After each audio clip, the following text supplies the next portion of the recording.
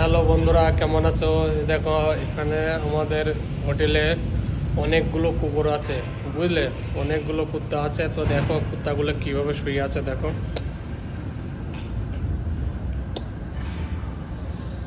এই দেখো কতগুলো কুকুর, দেখো। এখানে তিনটে, ও দেখো একটা চারটে, এই দেখো একটা শুয়ে আছে পাঁচটা, দেখতে পাচ্ছ? এ দেখো ছটা, সাতটা, আটটা, বুঝলো?